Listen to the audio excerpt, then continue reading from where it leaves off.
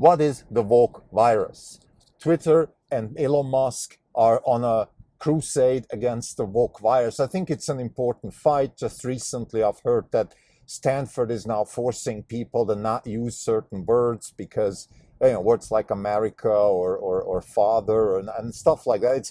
It's terrible. It's beyond comprehensible that an academic institution can go this far. And I think what's called the woke virus needs to be fought. Now, in order to fight something, you need to understand what you're fighting. And that's why I think it's important that we set some names, some definitions into this. I'm going to argue that this is not a political fight in a sense, left and right, because the extreme left and the extreme right are very similar when it comes to the essence of this problem.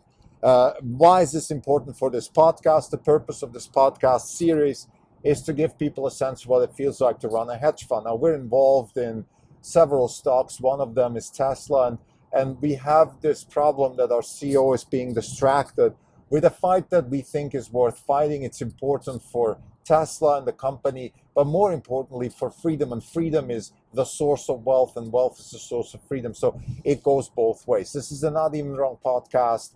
It's December 21st, 2022. This is Krimdelko for the day. The fund is up 3 basis points. The market's up 1.4%.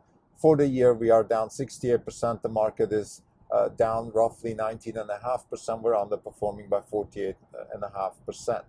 So what is the woke virus? Elon Musk wants to fight the woke virus. I think it's about time that we put some definitions, because we can't fight something if we don't know what it is. So in my point of view, woke is the thing that doesn't allow you to express yourself either through words or through actions, that doesn't allow you a voluntary exchange of goods and services, of ideas, of any kind of things that humans want to exchange with.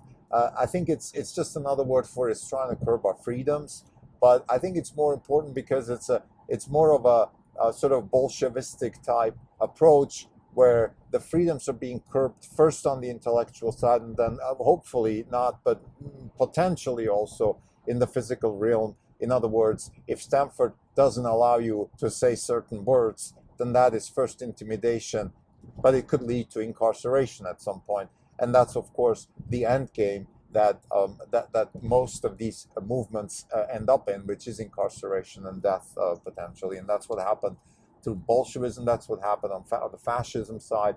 And we believe that the woke virus, the way we see it, the way we see the definition of the woke virus, it's the thing that coerces you into a certain type of behavior and a certain type of verbal and physical behavior that is not free, that is top-down, organized by a cabal of decision makers who have certain agendas. Typically, those types of decision makers will start disagreeing amongst themselves and start infighting amongst themselves. And it could get to a point where with typical, let's say, end games of this, if anybody is old enough to have witnessed the Soviet Union and the Iron Curtain and the Eastern European countries, you would have, let's say, watched TV and seen political debates, and people would just talk nonsense because they weren't allowed to say anything, because they were afraid that if they say something wrong, they would be incarcerated. So this is the path that we're on. I've mentioned the Stanford example. I live in Los Altos. I'm very close to this institution that I used to have very high regards with. I still think it's an amazing institution. Palo Alto and Silicon Valley as a mindset are amazing, what they've created in terms of wealth and freedom. But now, unfortunately, it's reversing, because if Stanford starts curbing our freedoms in terms of expression and our freedoms in terms of behavior, then it's highly likely that this virus will spread across Silicon Valley and then maybe also across other areas of the U.S. and the world. Again, what is the woke virus? It's the thing that coerces us into certain types of behavior. This is what we're fighting. So we have to stop coercion. We have to shame and attack people who coerce us into certain types of behavior. This is important.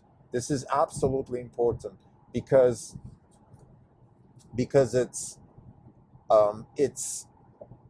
the freedom that ultimately allows you to express yourself in your unique way that potentially leads to more freedom and more wealth for everybody. This is the key.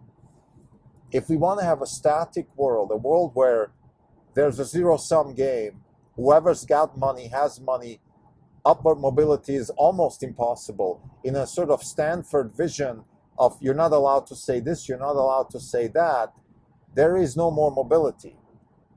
There is no more, it's the elite, it's the rich, it's the cabal, which allows some disenfranchised or vulnerable, or whatever they call those people that they want to include. But you see, the word inclusion is already toxic. What does inclusion mean? That means we're some sort of cabal or some sort of elite circle, and we include you. Well, there's no such thing in inclusion in a free voluntary exchange type world. We all exchange, and then if you have some strengths, you contribute. If you don't, you're not going to be able to contribute. But there's no such thing as us deciding we're going to include you, because if we decide that we include you, then we might as well decide not to include you, or we could include you today and then change our minds tomorrow. So it's kind of like it's a non-entity. It doesn't mean anything. If I'm accepted in a country club that is very exclusive because only white tall men are allowed, they might change that tomorrow and say, well, it's only black tall man, and then I'll be kicked out. It just makes no sense to be part of an organization like that. An organization that is based on freedom, based on voluntary exchange, based on the free, coerceless expression, verbally, physically, emotionally, that is an organization I want to be part of, because that's the kind of organization that yields to more freedom. I'm in the process of finishing my essay about energy and the solution that I think to the question, why don't we have a Moore's law in energy? It goes down to the same kinds of topics, which is we need more freedom in energy. We need less energy industrial complex and government grant and science involvement, and more coerceless, voluntary exchange of ideas, kind of how the early stages of venture capital used to be in Silicon Valley. So to summarize, the woke virus is the coercion of behavior, verbal or physical, from a cabal, which is, call it the left liberal academic, gender study, mafia, whatever. I don't know who they are, and it doesn't really matter. We're not going to go after people here. We're gonna condemn the process, not the people. We're going to forgive the people because we need the people. We're not trying to coerce people into something here. We're trying to do the opposite, but we're going to condemn the process. Don't tell me what to do. Don't involve yourself into my decisions. That is not acceptable. You can set the law of the land.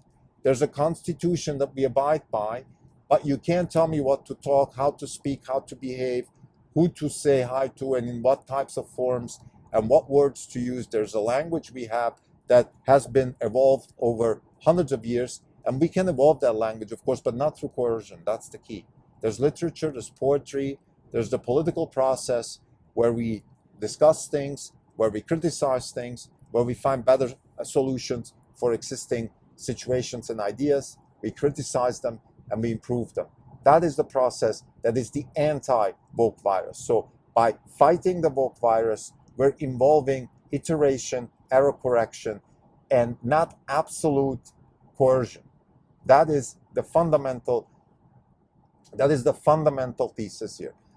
It applies to the right also. The extreme right, the fascism, or whatever you want to call it, has similar aspects. They define, let's say, you're supposed to be white, or you're supposed to be only black, or a militant black, or you're supposed to be a Southern Latino, and then only you're accepted, or things like that. So there's very similar coercive elements on the right, and I think it's our imperative, and I wrote this in my essay about, the title was Academia is Adopting the Language of Cowards, which is that the most important fight of our generation is to fight academia and this tendency towards coercive behavior in our academic institutions.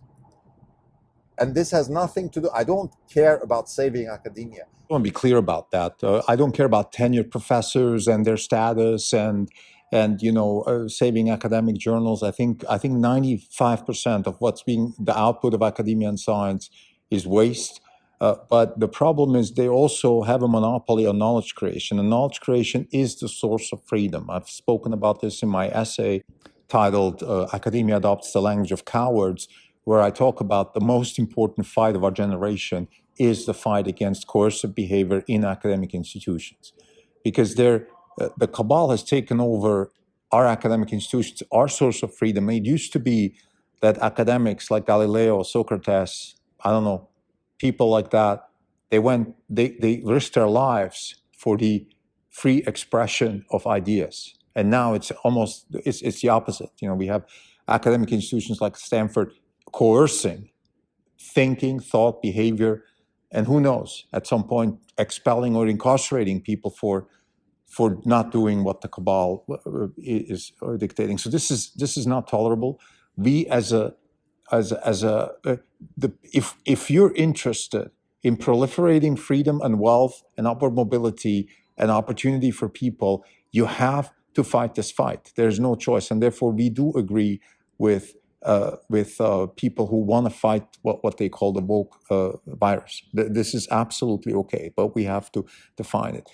I think I want to end this episode with some suggestions of how to actually fight it. Okay, now we defined it. It's coercive behavior by a group of elite people or groups of elite minded organizations that think they can coerce on us how we should behave.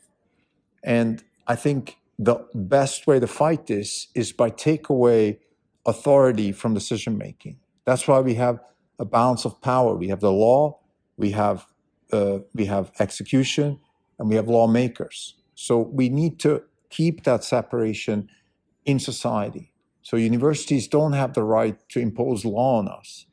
Universities, their job is to create knowledge and educate people.